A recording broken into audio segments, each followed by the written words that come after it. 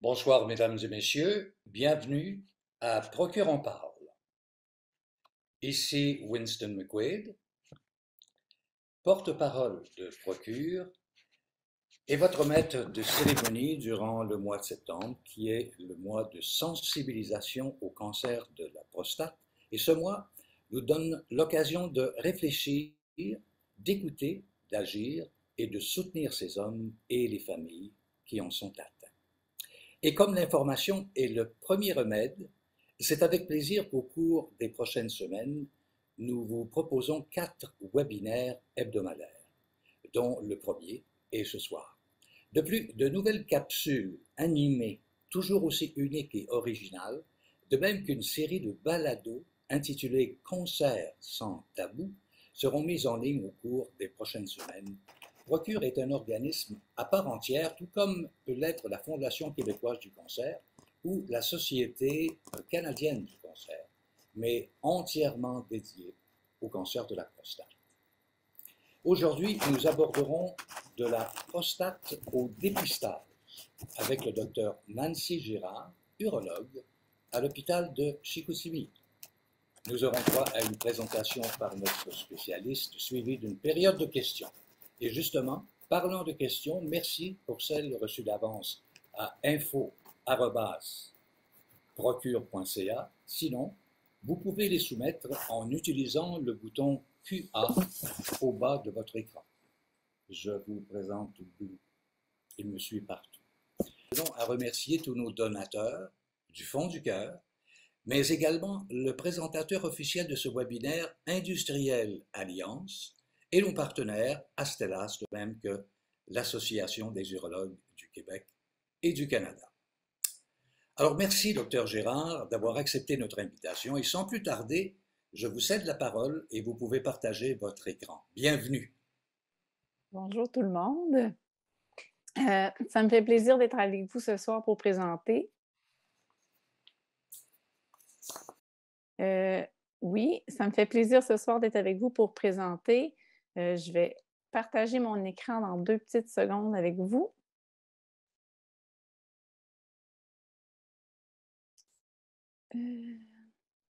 Comme ça ici. Bon, je remercie Procure de m'avoir invitée puis de pouvoir un petit peu jaser là, avec vous du sujet d'aujourd'hui. Donc, on va commencer, je vais faire un petit plan là, de qu'est-ce qu'on va discuter aujourd'hui. On va commencer par un survol de la prostate, des maladies et des symptômes qui leur sont associés. Ensuite, on va faire un survol des facteurs de risque dans le cancer de la prostate. On va regarder comment on peut faire la prévention. On va ensuite parler beaucoup de dépistage, puis ensuite, on va avoir la période de questions, comme on l'a dit tantôt. Pour ce qui est de la prostate, on commence par un survol. Donc, on sait que la prostate, c'est une glande sexuelle. Si vous voyez je ne sais pas si vous voyez ma flèche. Si vous voyez sur l'image, vous voyez que la prostate est vraiment à l'intérieur du bassin. Donc, on dit que c'est un organe interne. Elle va être entre la vessie et l'urètre va passer à l'intérieur. L'urètre qui est le conduit pour uriner entre la vessie et qui est dans le pénis. Puis, on va voir derrière la prostate, on va voir l'érectum qui est à cet endroit-là. La prostate, elle est formée de 2 lobes principaux.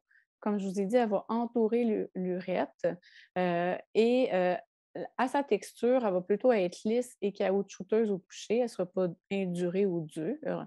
Puis comment on le sait? C'est parce qu'on est capable de la toucher via le rectum là, en postérieur. Au départ, elle a environ l'âge d'une balle de ping-pong, puis au courant de la vie adulte, elle va augmenter de volume, surtout à partir de la quarantaine. Donc, environ 4 cm, 20 à 30 cc pour la grosseur normale. Elle va grandir, elle peut grandir comme à peu près la grosseur d'une balle de golf. Ensuite, elle pourrait grossir puis atteindre même jusqu'à 60 millilitres, là, qu'on parle environ d'une grosseur d'une clémentine. Puis elle peut même aller à des volumes plus importants encore, là, jusqu'à 100, 150 cc, là, une balle de tennis ou encore plus. C'est plutôt plus rare, mais une augmentation là, de 40-50 cc, c'est à peu près assez courant. Donc, dans la prostate, on a plusieurs zones qui ont des rôles un petit peu différents, puis peuvent avoir des atteintes aussi différentes selon la zone. Donc, on parle en premier de la zone périphérique. C'est toute la zone qui est le contour extérieur, si on veut, à l'intérieur de la prostate. C'est la zone qui est la plus proche du rectum. C'est la zone qu'on va évidemment palper au toucher rectal. Ensuite, c'est environ une bonne part, la majorité des cancers qui vont être dans cette zone. Donc, c'est là qu'on va pouvoir, là, c'est justement assez pratique que ce soit dans cette zone où on retrouve le plus de cancers. C'est dans cette zone-là qu'on va pouvoir plus facilement les palper. Ensuite, on a la zone de transition ou la zone transitionnelle qu'on appelle. Ça, c'est vraiment la zone qui se situe au pourtour de l'urètre. C'est elle qui va grossir principalement avec l'âge. On va dire que ça va donner une hyperplasie bénigne de la prostate avec son grossissement. Euh, c'est elle qui va causer les problèmes urinaires là, au niveau de l'urètre, les problèmes à uriner. Puis, elle peut avoir des cancers qui vont se développer dans cette zone, sauf que ce n'est pas la majorité. On parle environ de 10% des cancers dans cette zone. Ensuite, il y a la zone centrale. Là, cette zone-là a encore beaucoup moins de cancers là, qui se présentent dans cette zone-là. On parle d'un 5%. C'est ce qui va entourer les canaux éjaculatoires. C'est ce qui va permettre là, d'aider l'éjaculation. C'est une zone qui n'est pas vraiment palpable, pas au toucher rectal, mais non plus on peut difficilement aller chercher du tissu via l'urètre. Donc, il va falloir faut falloir se fier à d'autres indices là, pour peut-être avoir une suspicion de cancer si jamais il y a un cancer qui se développe dans cette zone. Quel rôle est là dans la vie, la prostate? On pense souvent qu'elle sert à pas grand-chose, hein, parce qu'on n'entend pas vraiment parler à part d'entendre parler pour le cancer. Elle sert à produire le liquide éjaculé. 80% du liquide va provenir de la prostate, en fait des vésicules séminales qui sont attachées à la prostate. Ce liquide-là va servir à nourrir et à protéger les spermatozoïdes pour qu'ils soient en bonne santé pour permettre leur meilleure fonction. Elle va fabriquer aussi une protéine qu'on appelle l'APS, l'antigène prostatique spécifique. C'est la protéine ou la prise de sang qu'on fait, qu'on mesure dans le sang là, quand on parle de la prise de sang de la prostate. Ça n'a pas juste un rôle de détection du cancer de la prostate ou d'une pathologie, ça a un rôle aussi pour aider le sperme à demeurer sous forme liquide. La prostate va aussi permettre une éjaculation en se contractant pour éjaculer l'éjaculat, le liquide du sperme. Donc, on a vu à quoi elle servait. Souvent, on pense qu'elle peut servir à d'autres choses, comme qu'elle peut avoir un rôle dans l'érection. Mais non, aucun rôle de la prostate dans l'érection. Donc, ce n'est pas la prostate ou des conditions reliées à la prostate qui vont expliquer une dysfonction érectile. L'érection est un tout autre mécanisme qui n'implique pas la prostate. Donc, ne vous méprenez pas. La prostate ne participe pas au rôle de l'érection. Maintenant, on va parler des maladies qui sont reliées à la prostate, en fait, les affections qui peuvent l'atteindre. On a 3 affections en général.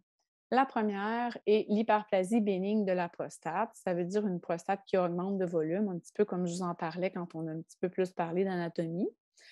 Ça arrive chez environ 1 homme sur 2 à partir de l'âge de 50 ans.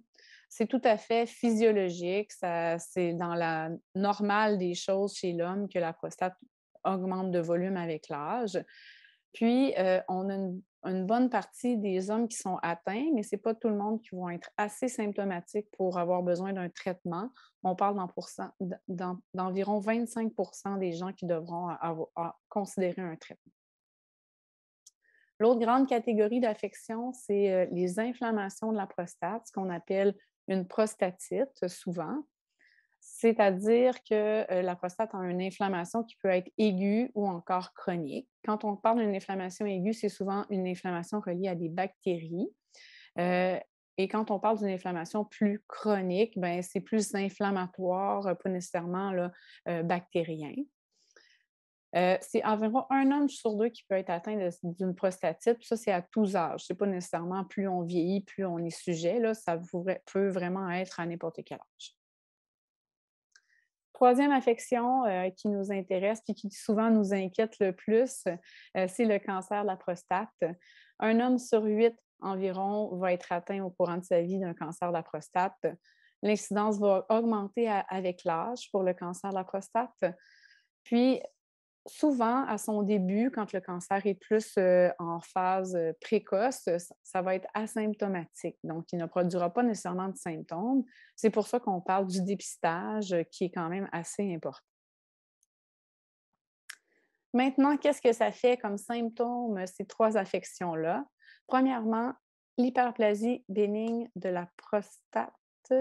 Excusez-moi, j'ai pas ça ne suit pas sur la présentation, mais la première image, quand on parle d'hyperplasie bénigne de la prostate, ça va être plutôt des symptômes d'obstruction quand on urine. On a de la difficulté à uriner, le jet urinaire va être peut-être moins fort, saccadé ou en plusieurs coups. On peut avoir peut-être la sensation d'avoir mal vidé sa vessie après être allé aux toilettes. Ça peut nous amener à aller uriner également plus souvent. Ensuite, on peut avoir des fois des problèmes d'éjaculation également quand la prostate augmente de volume. Puis il pourrait toujours avoir du sang dans le sperme ou encore dans l'urine.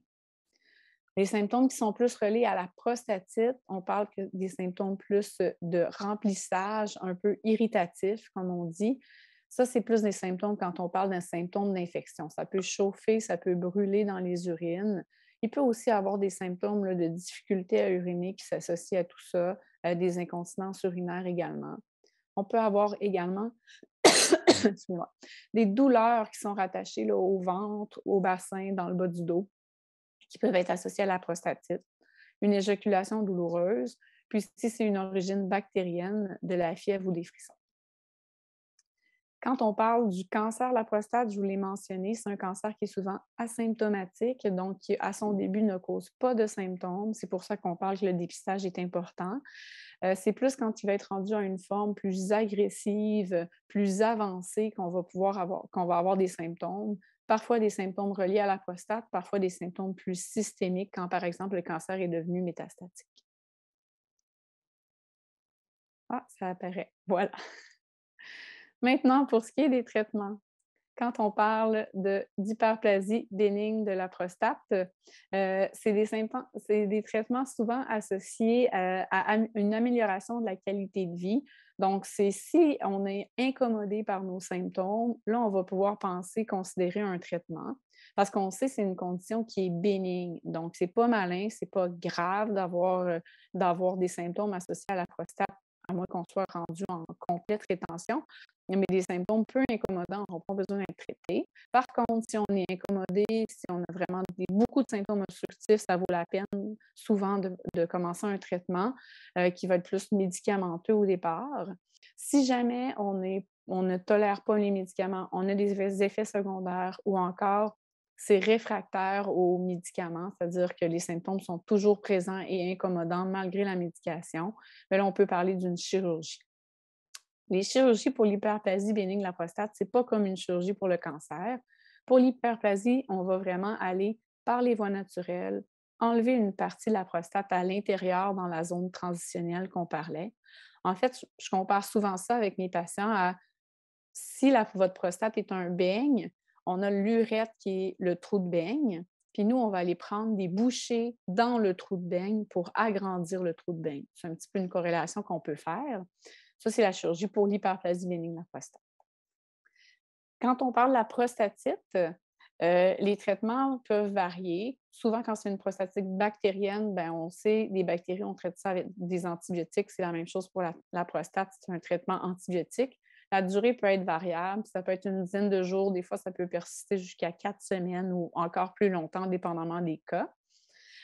D'autres fois, si ce n'est pas bactérien, on parle plus souvent des fois de prostatite chronique, mais là, il y a une thérapie un peu multimodale, là, une polythérapie qui peut être discutée et entamée avec le patient. Ensuite, quand on parle du cancer, ben là, on a un éventail de possibilités. On sait qu'il faut regarder vraiment l'âge du patient, le type de cancer, son agressivité, l'espérance de vie du patient, ses comorbidités, c'est-à-dire ses autres problèmes de santé, pour un peu décider du traitement puis de qu'est-ce qui est offert au patient. Quand on a des cancers de plus de bas grade, qui sont peu significatifs, on peut faire une surveillance seulement. Quand on a des cancers un petit peu plus agressifs, limités à la prostate, on va parler d'une chirurgie, d'une radiothérapie ou encore d'une curithérapie. Puis si on a des cancers plus avancés ou métastatiques, là, on va parler d'hormonothérapie ou de chirurgie. Chaque cas est pas mal différent. Les options peuvent être différentes d'un patient à l'autre. Chaque cancer de la prostate ne se traite pas de la même façon nécessairement. Excusez-moi. Donc, puis encore là, quand on parle de chirurgie pour le cancer de la prostate, c'est pas la même chirurgie que pour l'hyperplasie. Là, on parle vraiment d'une chirurgie où on enlève la prostate au complet. Donc maintenant, pourquoi? Quels sont nos facteurs de risque pour développer un cancer? On va faire un petit survol. Premièrement, au niveau des données là, sur le cancer de la prostate, on sait qu'un homme sur 8 aura un diagnostic, qu'environ un homme sur 29 va en mourir dans sa vie. Ça, c'est les données les plus récentes. L'estimation en 2022, c'est que 24 600 Canadiens vont recevoir un diagnostic de cancer de la prostate. 10 d'entre eux vont en mourir.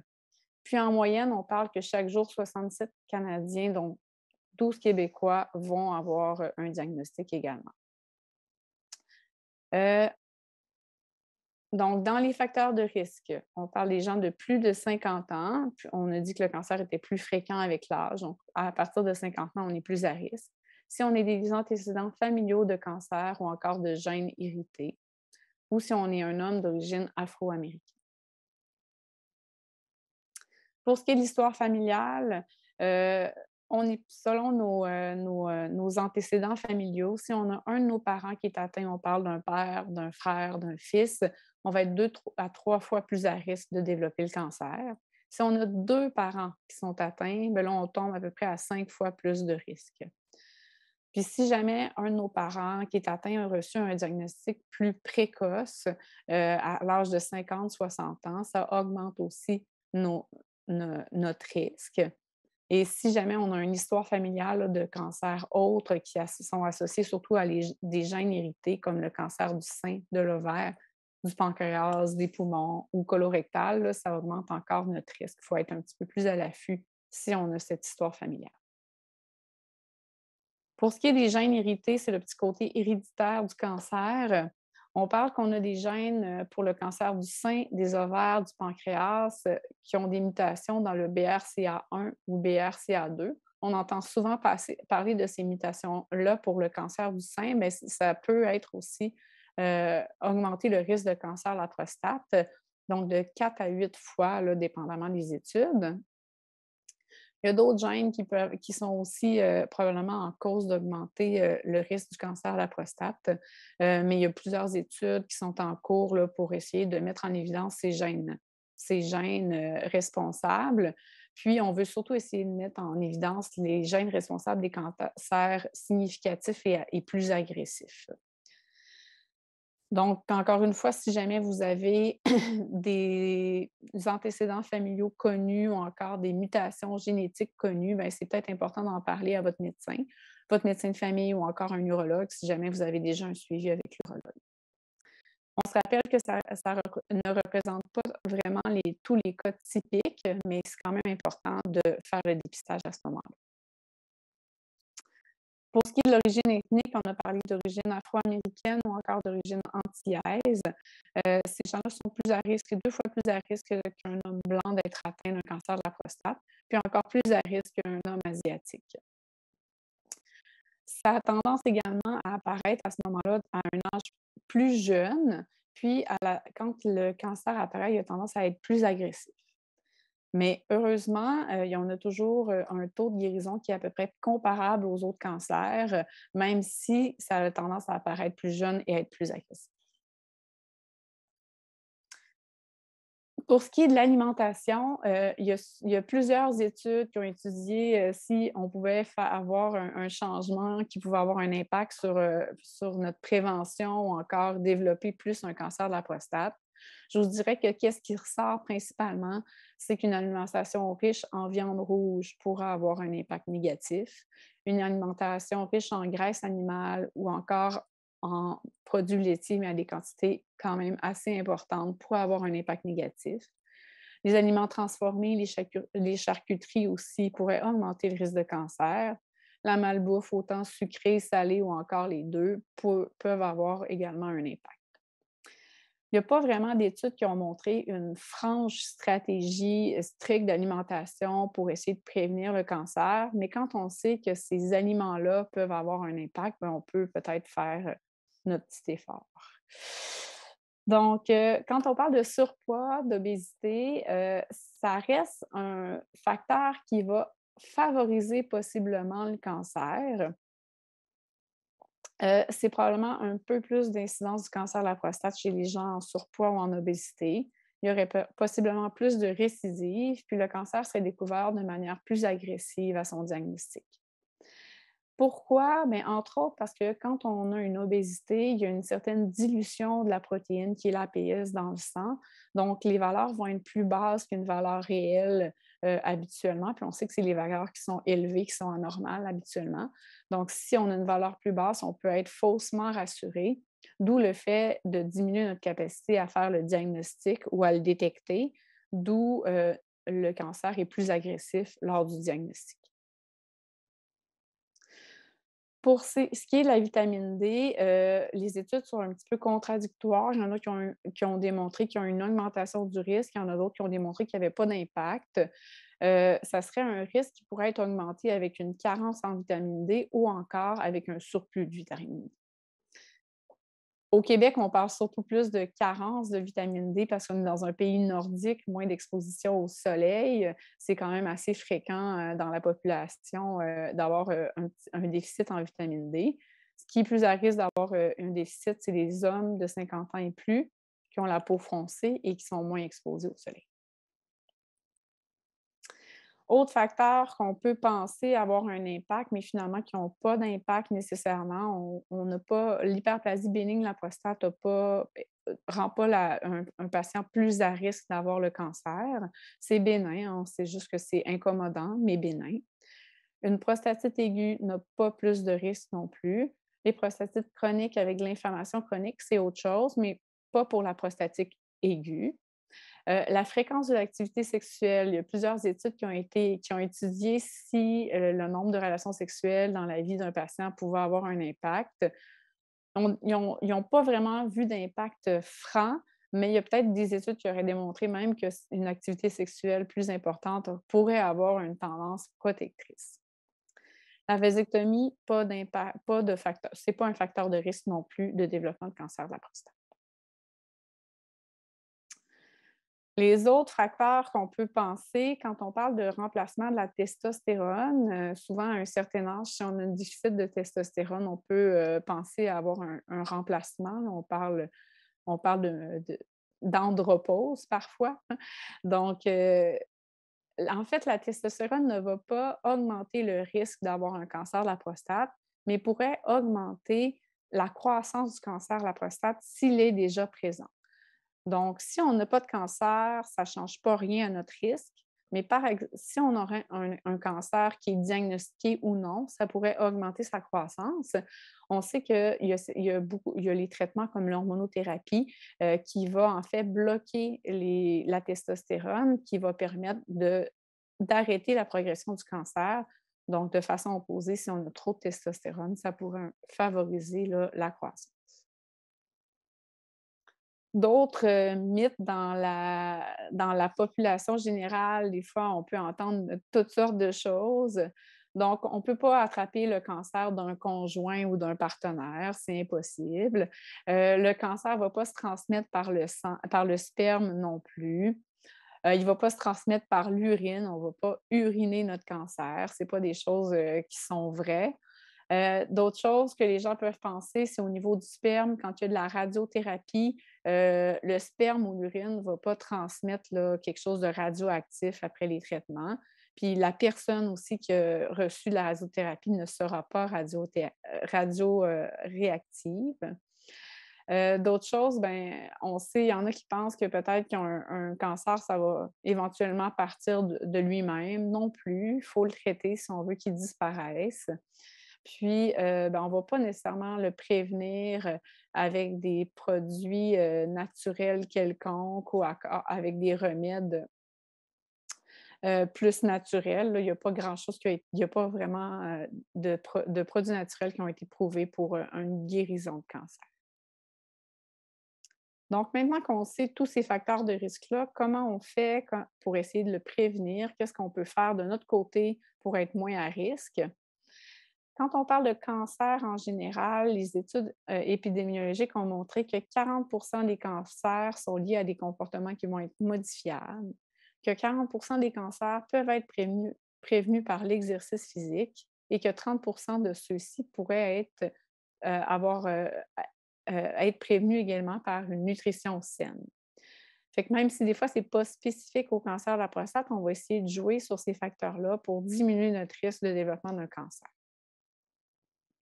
Numéro 1, faire de l'activité physique. On en parle souvent hein, quand on parle de santé. L'activité physique, ça revient un petit peu dans tous les volets de la santé, mais je pense que c'est même pour le cancer et pour le cancer de la prostate, c'est quand même important. On parle d'activité physique, je ne vous parle pas de faire un Ironman ou un marathon, ce n'est pas ça le point.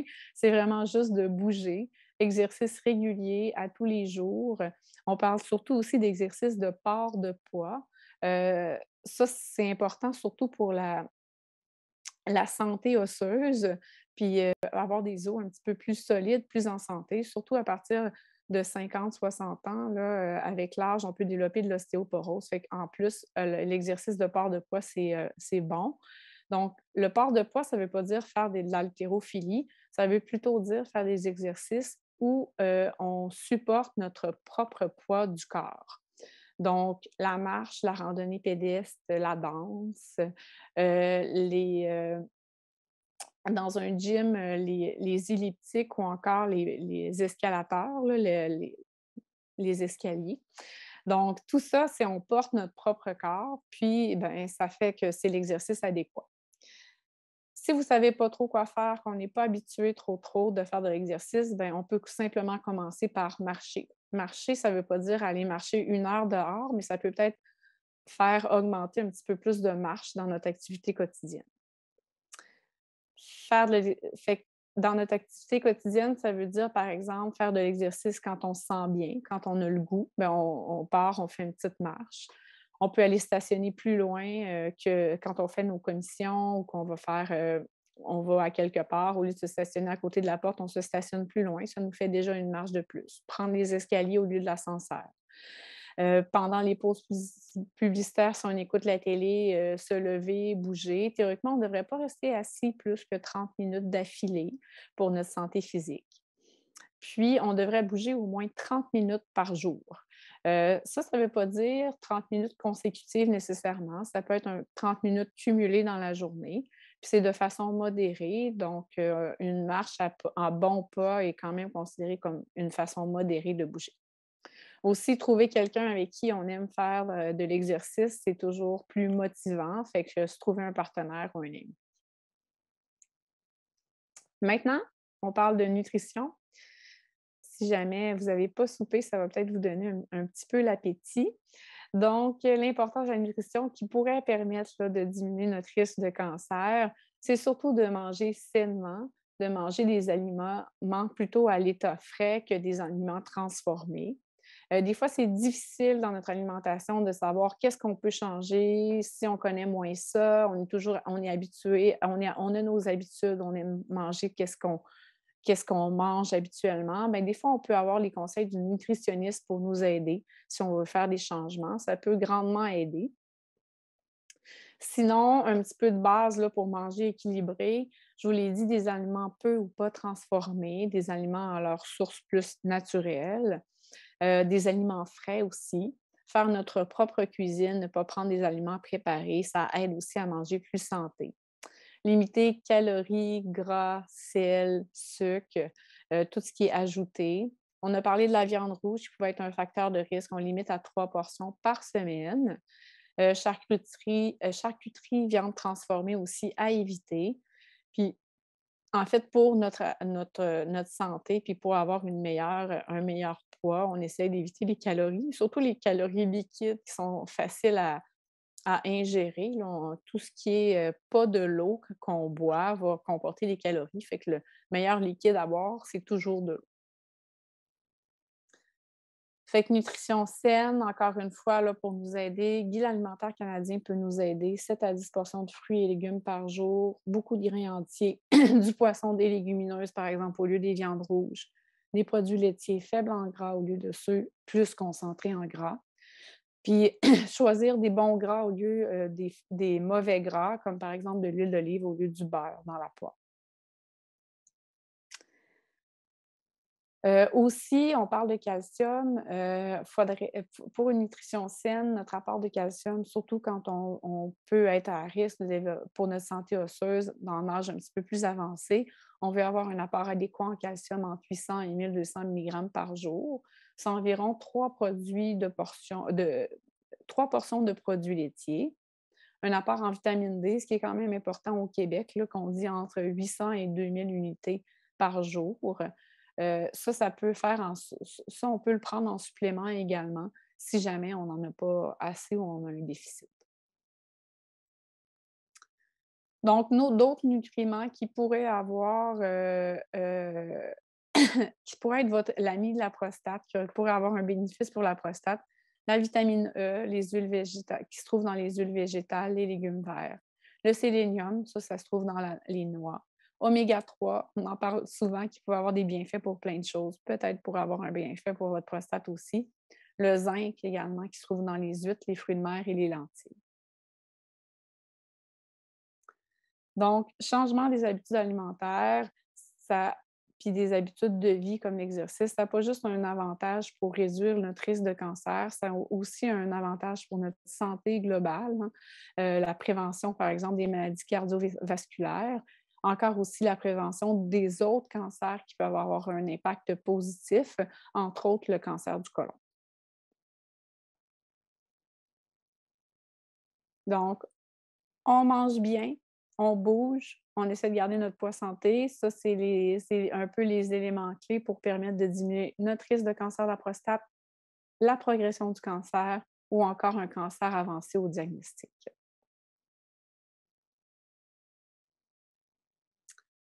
Maintenant, donc, on va parler un petit peu de dépistage. On a regardé qu'est-ce qui pouvait causer le cancer, comment on pouvait tenter de le prévenir. Maintenant, on va jaser, comment on fait pour trouver le cancer. On a dit qu'un cancer, ça n'a souvent pas de symptômes. Donc, le cancer de la prostate, à son début, n'a souvent pas de symptômes. Donc, qu'est-ce qu'on fait là, pour savoir si on l'a ou pas, le cancer? On va faire du dépistage. C'est ça la stratégie qui est possible pour essayer de mettre en évidence les gens qui seraient plus à risque d'avoir un cancer de la prostate. Pourquoi on fait un dépistage? Mais je vous l'explique un petit peu parce que le cancer de la prostate est souvent asymptomatique à son début. Il est souvent asymptomatique au moment où la maladie est plus précoce, c'est-à-dire que la maladie est encore au stade qu'on pourrait la guérir, qu'on a une maladie guérissable. Souvent, on n'a pas de symptômes. Fait qu'on essaie de trouver, de mettre en évidence ou de diagnostiquer les cancers à ces stades-là, même s'ils ne donnent pas de symptômes, pour essayer de donner des traitements pour permettre là, de ne pas le laisser aller jusqu'à un stade avancé. C'est sûr il peut toujours avoir des symptômes, comme je vous expliquais, qui peuvent se produire avec le cancer. Par exemple, si vous avez de l'hématurie du sang dans les urines, c'est certain qu'il faut consulter. Des symptômes urinaires de vidange importants, là, d'obstruction, comme aussi jusqu'à une rétention urinaire. Là, il faut vérifier. Une insuffisance rénale également, des fois, peut être une manifestation d'un cancer de la prostate ou encore des douleurs osseuses, mais ça, c'est au moment où le cancer est rendu métastatique dans les os, parce qu'on sait que c'est les os qui sont atteints le plus souvent cancer décide d'aller ailleurs que dans la prostate. Le but de faire un dépistage du cancer de la prostate, c'est vraiment de détecter, comme je vous ai expliqué, le cancer quand il est significatif, qu'on peut le guérir et chez des hommes en bonne santé. Donc, comment on fait? Quels sont les moyens qu'on peut utiliser pour le dépistage? Mais on va parler de l'APS. Ça, c'est la prise de sang de la prostate, comme certains appellent. L'antigène prostatique spécifique, c'est la protéine qui est sécrétée par la prostate. Il faut comprendre que notre APS, elle est produite par la prostate, donc elle n'est pas produite nécessairement par le cancer. Donc, elle va être spécifique aux cellules de la prostate, mais pas spécifique au cancer de la prostate. Il y a d'autres pathologies qui peuvent, ou d'autres causes qui peuvent donner une augmentation de l'APS sans nécessairement que ce soit un cancer. Le cancer va donner une augmentation de l'APS dans la majorité des cas, mais il y a aussi d'autres conditions qui pourraient donner une augmentation de l'APS à long terme ou encore transitoirement. La cystite, la prostatite, tout ce qui est infection là, urinaire ou inflammation autour de la prostate peut donner une valeur augmentée. Une rétention urinaire, un blocage d'urine, ça peut donner une valeur augmentée de la prise de sang également. Des manipulations au niveau urinaire, c'est-à-dire si on a eu une procédure, un examen, une cystoscopie, une sonde urinaire, ça peut augmenter notre taux d'APS. Un toucher rectal récent aussi dans les 24-48 heures avant une prise de sang, ça peut augmenter le taux. Une éjaculation également peut faire augmenter le taux d'APS de façon transitoire. On parle aussi parfois de vélo là, avec la pression qui peut se faire là, au niveau du périnée, juste où se trouve la prostate. Plus du vélo de longue haleine là, pourrait donner une augmentation. Puis tout ça peuvent être des fausses valeurs d'APS, donc pas des valeurs qui sont réelles. Une hyperplasie bénigne de la prostate, c'est une augmentation du volume de la prostate, plus de cellules de prostate, donc plus de production d'APS souvent. Puis, bien, un cancer de la prostate qui va pouvoir faire une augmentation de l'APS également.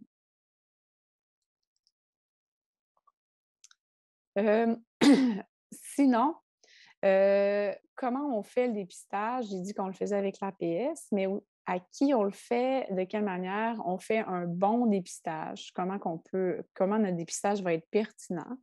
L'Association urologique canadienne a proposé des recommandations pour le dépistage. Donc, l'APS, qui est la valeur du dépistage, doit être fait chez les hommes dont l'espérance de vie va dépasser une dizaine d'années. Donc, il faut qu'on ait une espérance de vie de plus de 10 ans pour que le dépistage vale la peine de le faire. Ça doit être aussi discuté avec le patient, entre le médecin et le patient. Donc, ce n'est pas juste au médecin de cocher la prise de sang et de ne pas en parler au patient. Il faut que le patient comprenne qu'on va faire un dépistage. Il faut que le patient veuille savoir là, est-ce que j'ai un cancer ou pas, est-ce que je suis à risque d'en avoir un ou pas. Ensuite, quand est-ce qu'on fait ça? Bien, la tranche d'âge habituellement établie, c'est entre 50 et 70 ans. On va le débuter à partir de l'âge de 50 ans chez la plupart des hommes. Si jamais on a des antécédents familiaux ou encore on est d'origine afro-américaine, on va pouvoir le faire à partir de l'âge de 45 ans. Quand on parle des gènes hérités, là, les BRCA1, BRCA2, on a d'autres gènes aussi qui peuvent être les causes, mais là, ça va être vraiment plus à évaluer selon les conseils de la génétique pour savoir là, comment on procède. Qu'est-ce qu'on fait comme dépistage? Je vous ai parlé de l'APS, qui est la protéine dans le sang qu'on va mesurer, la prise de sang, mais il y a aussi le toucher rectal qu'il faut faire. Il faut aller voir, en fait, on va évaluer est-ce que la prostate a une consistance normale, lisse là, et caoutchouteuse.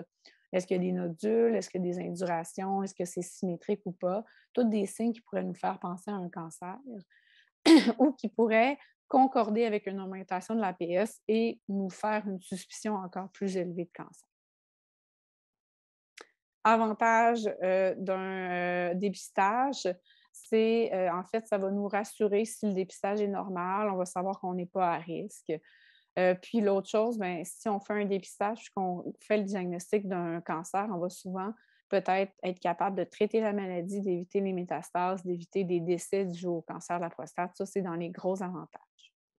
Dans les désavantages, c'est surtout les inquiétudes liées à un APS élevé, là, toutes les investigations puis le stress qui viennent avec ça. Si jamais on a des résultats un petit peu anormaux, là, il va y avoir beaucoup de stress engendré par tout ça.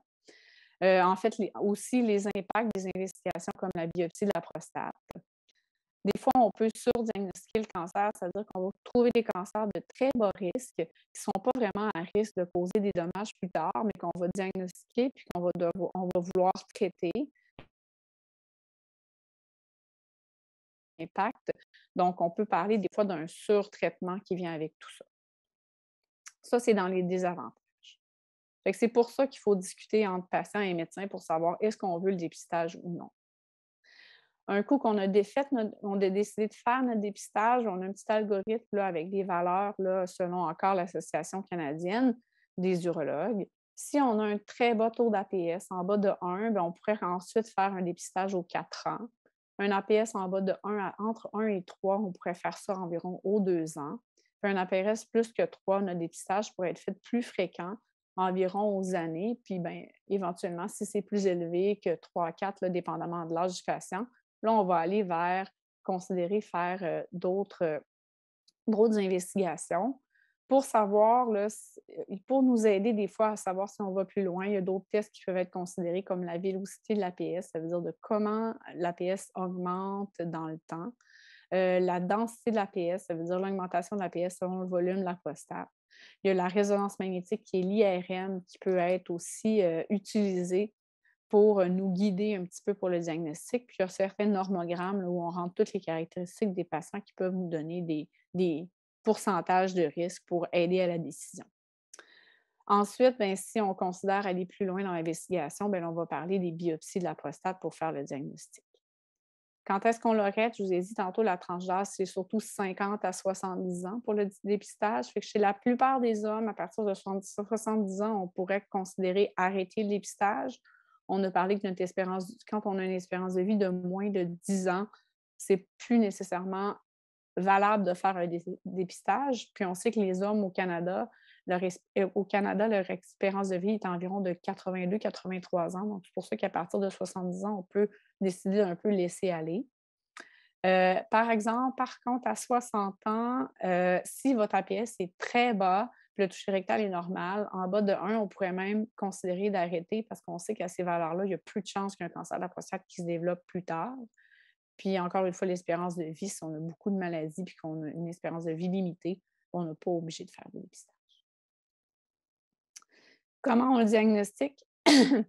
On fait nos investigations pour le dépistage, l'APS élevé, le toucher rectal anormal, un ou l'autre ou les deux, va mener à une investigation un petit peu plus poussée. On parle de biopsie de la prostate, c'est vraiment le seul moyen de faire le diagnostic du cancer. C'est-à-dire qu'il faut aller chercher des cellules de la prostate pour les faire analyser pour savoir est-ce qu'il y a du cancer ou pas dans la prostate. Les biopsies de la prostate, ce n'est pas une procédure qui est très agréable, mais c'est quand même pas si pire que ça. Ça se fait par le rectum. La plupart du temps, ça se fait en passant par le rectum où on va aller faire environ une douzaine de prélèvements dans la prostate. Ça, c'est la manière usuelle, comme je pourrais dire. Donc, il ne faut pas avoir peur de la procédure. Les patients tolèrent quand même généralement bien ça. Puis, ben, c'est le seul moyen, en fait, de nous donner un diagnostic là, de s'il y a un cancer ou pas.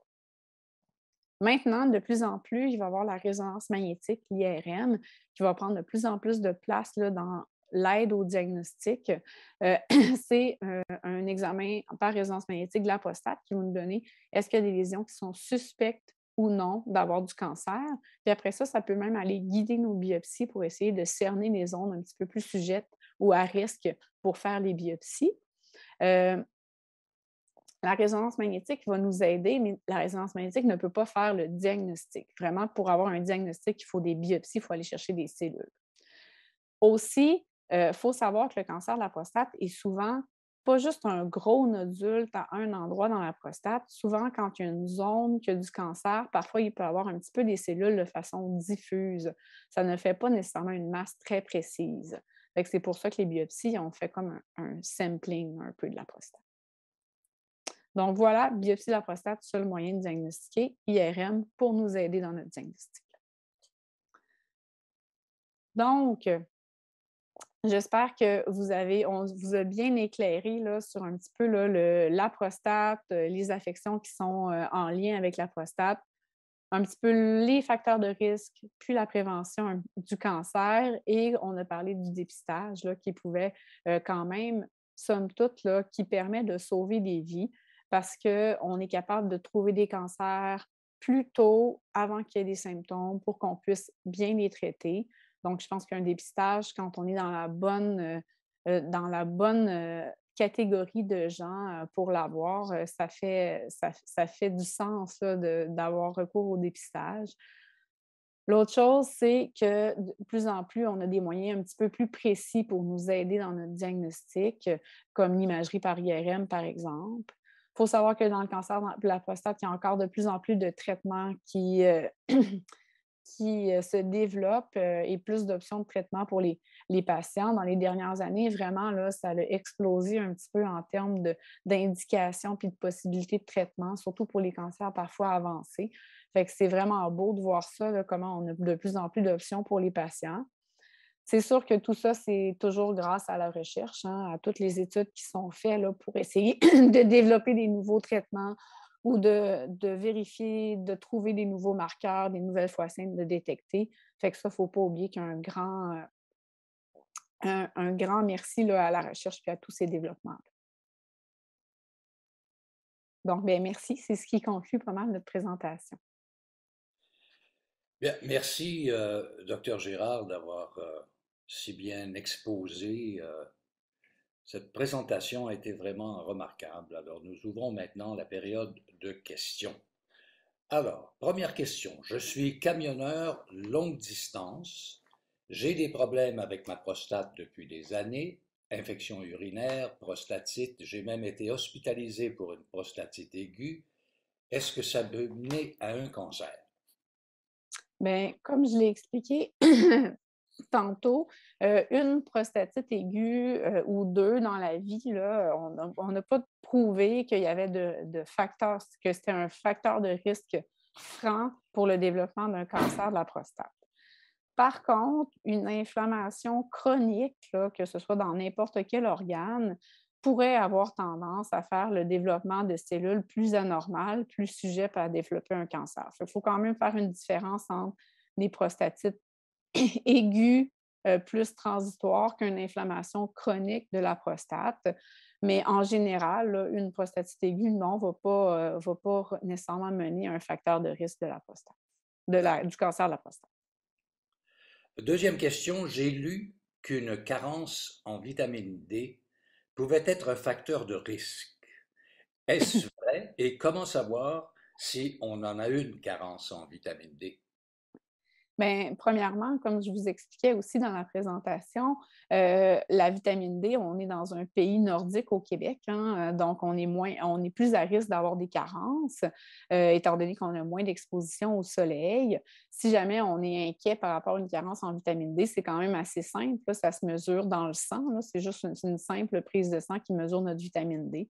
C'est pas très compliqué à savoir, là, ça nous donne des taux si on est dans les valeurs normales, en carence ou en surplus. Pour ce qui est du rôle de la vitamine D dans le cancer de la prostate, on sait que la vitamine D peut avoir un peu un rôle protecteur dans l'inflammation. Donc, une carence ou un surplus pourrait toujours avoir un impact négatif sur le développement du cancer de la prostate, donc favoriser un développement de cancer de la prostate.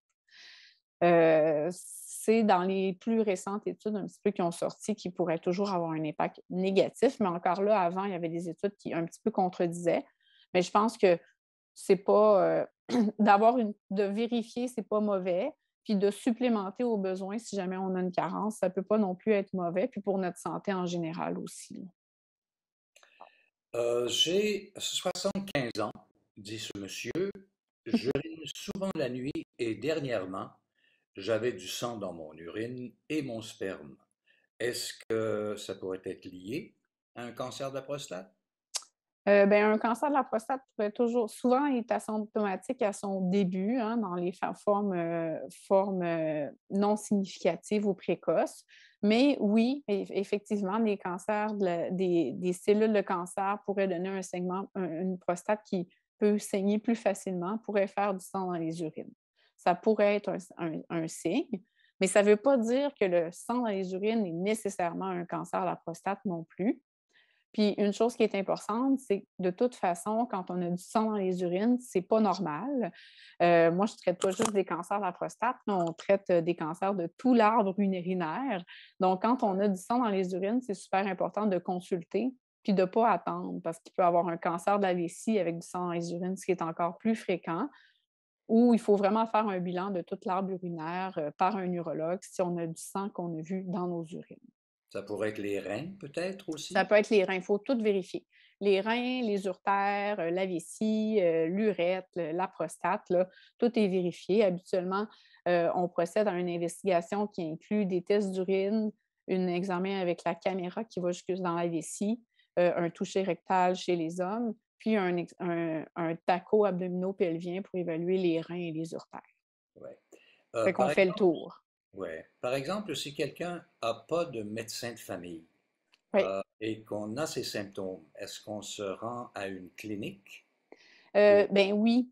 Je dirais que le sang dans les urines, c'est super important de consulter. Si jamais les urines ne sont pas bloquées, que vous vous sentez bien, c'est pas obligé nécessairement d'aller à l'urgence. Pour ça, on peut consulter, mais dans une clinique sans rendez-vous, par exemple, mais quand même consulter rapidement parce qu'on ne veut pas attendre plusieurs mois.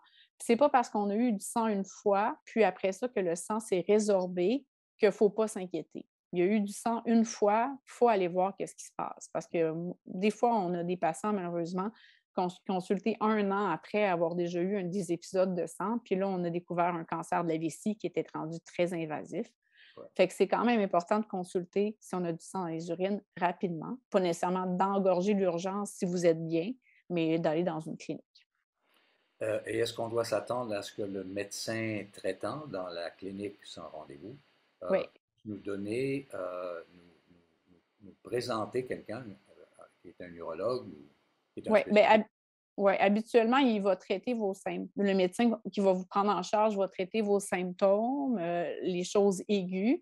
Puis théoriquement, s'il y a du sang dans les urines, devrait vous référer en externe, là, peut-être dans quelques jours ou une ou 2 semaines ou 3, là, à un urologue pour faire le bilan complet. Autre question, on me dit tout simplement signes et symptômes. Je présume si on a des signes et des symptômes, quand doit-on consulter? À quel moment? Oui.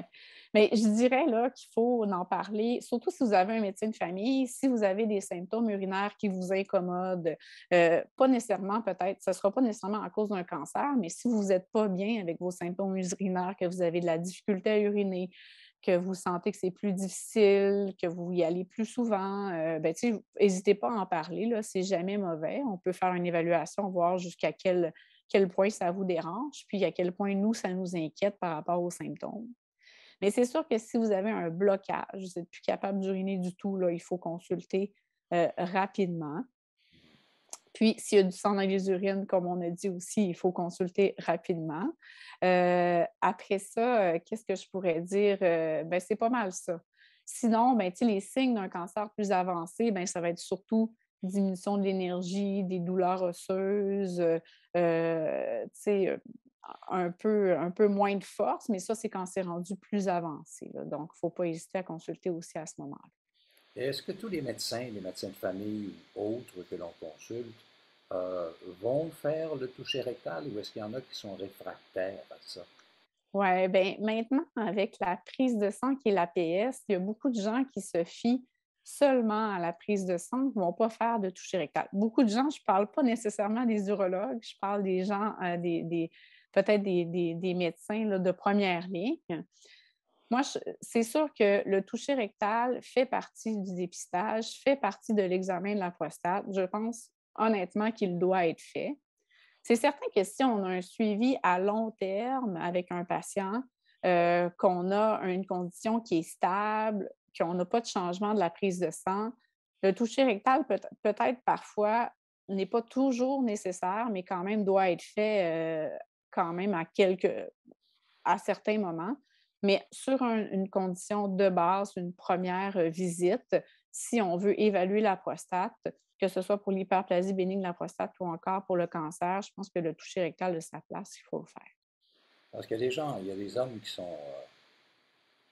frileux, mettons, avec Ouais. Ben, tu sais, quand c'est 2 choses, hein. Quand ils sont dans notre bureau, nous, ils sont référés exactement pour ça. Fait que là, ils ont comme un petit peu pas le choix. Ils savent qu'ils viennent pour ça, hein. Mais c'est sûr que avec votre médecin de famille, si vous lui dites: «Ah non, pas besoin, j'ai pas le goût», ben, probablement que lui non plus, ça ne tente pas tant que ça de vous faire votre toucher rectal. Fait qu'il va dire: «Bah, tu sais, on va se fier à votre prise de sang, c'est correct». Mais il faut savoir aussi que c'est un petit peu à vous là, de savoir que le dépistage se fait par les 2 moyens, l'APS et le toucher rectal. compte tenu du résultat de l'échelle de l'APS aussi, peut-être. Hein? Oui, oui, c'est ça. C'est sûr que si mais en même temps, tu sais, si on trouve un nodule, une induration, des fois, ça arrive qu'on peut trouver un cancer comme ça quand on avait un APS qui est normal.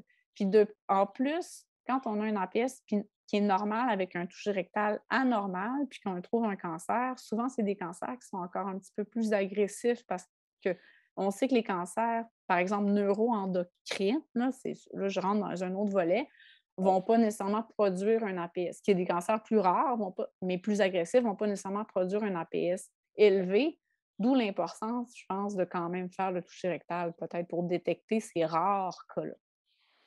Docteur Gérard, le temps file. J'ai une autre question ici. J'ai 72 ans. Mon médecin m'a dit que, passé mon âge, on n'en faisait plus de dépistage, que je mourrais de d'autres choses. Je m'inquiète parce qu'un de mes amis a 77 ans, un cancer de la prostate agressif, ce qu'il m'a dit. Dois-je m'inquiéter? Mais en fait, comme j'expliquais, ça dépend toujours de l'état de santé du patient, hein.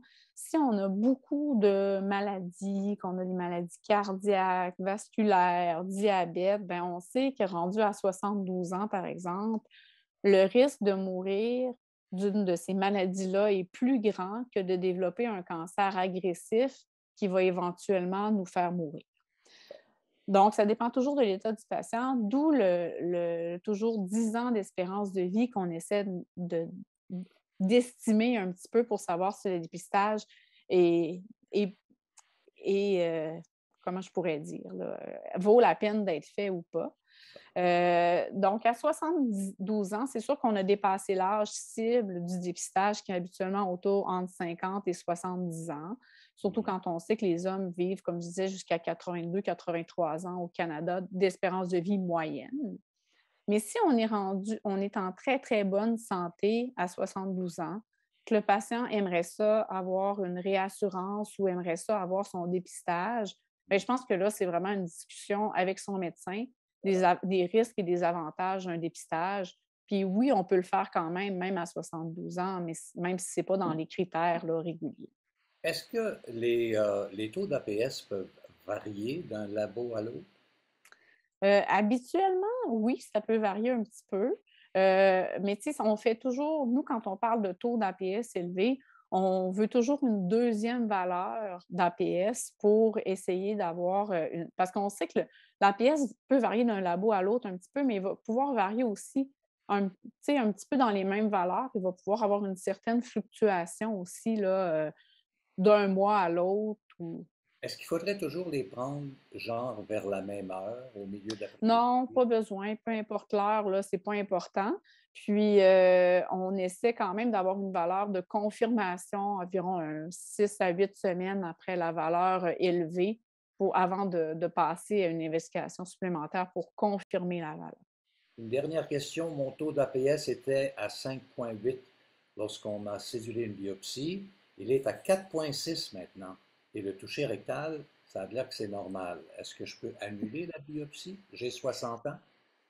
Ben, moi, je dirais non, parce qu'à 4, je ne me rappelle pas 4 points comment, là, mais en haut de 4, ça reste quand même une valeur anormale. Le Ouais. taux d'APS, comme je dis, des fois, il peut varier un petit peu. Si la valeur n'est pas vraiment redevenue à des valeurs vraiment très basses, moi, je n'annulerai pas les biopsies. C'est pas parce qu'il y a eu une petite variation, on reste dans des valeurs anormales.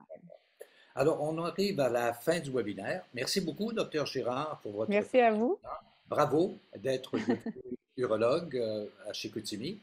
C'est extrêmement apprécié. Les questions en suspens qui vont être répondues au cours de la semaine sur le site de Parfait. procure.ca. Merci beaucoup. Et le prochain webinaire aura lieu, lui, le 13 septembre prochain à 19 heures, même heure, lors duquel nous aborderons diagnostic et choix de traitement pour un cancer localisé avec le docteur Thierry Lebeau, chirurgien urologue et chef de service au CIUS de l'Est de Montréal. Alors soyez des nôtres et consultez le site procure.ca pour demeurer à l'affût. Alors au nom de mon chat, Blue, et au nom de l'ensemble des gens chez Procure, merci beaucoup pour votre écoute. Merci encore une fois, Dr Girard. Et c'est Winston McQuaid qui vous parle pour Procure en parle à mardi prochain. Vous avez aimé les services de Procure? Alors n'hésitez pas à contribuer à procure.ca. Merci pour votre générosité.